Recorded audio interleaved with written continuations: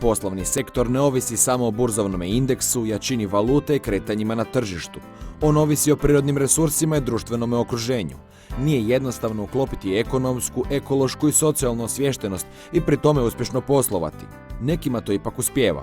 Jako je važno naglasiti da je ključ uspjeha upravo u strateškom promišljanju i radu na kulturi, kompanijskoj kulturi. Dakle, ona je osnovni temelj svega. Jednako je važna briga i svjesnost o okolišu. Resursima sve oskudnijem svijetu cijena resursa raste, kako energije, tako i prirodnih resursa, što poskupljuje poslovanje i poskupljuje cijenu i proizvodnje i proizvoda.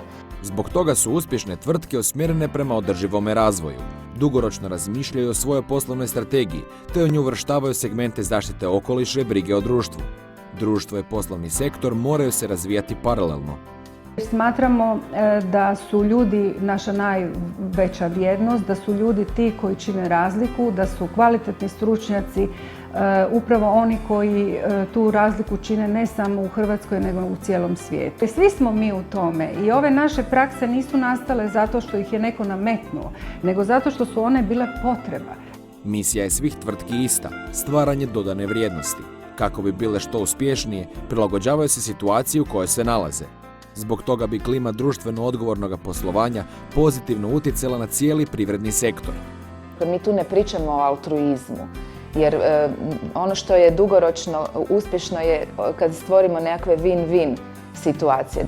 Načini poslovanja koji vode brigu o okolišu i osmišljavaju projekte od društvene važnosti zahtijevaju dodatna ulaganja, i vremenska i financijska. Mogu li svi, pa čak i mali poduzetnici, sebi to priuštiti?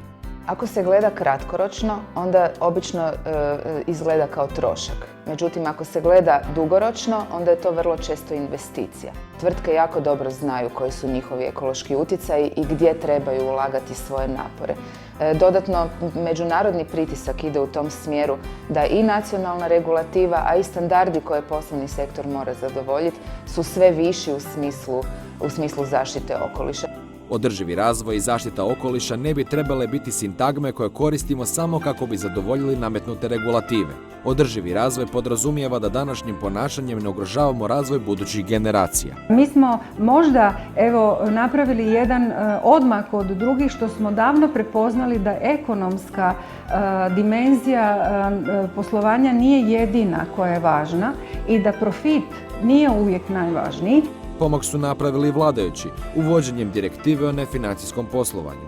Od 1.1. sljedeće godine sve bi tvrtke trebale podnositi izvješća o tome što sve ekološki društveno prihvatljivo rade izvan primarne djelatnosti. Međutim, kako to kod nas biva, već su određene preinake uvedene, pa nas ne bi začudilo kada bi stvari ostale iste.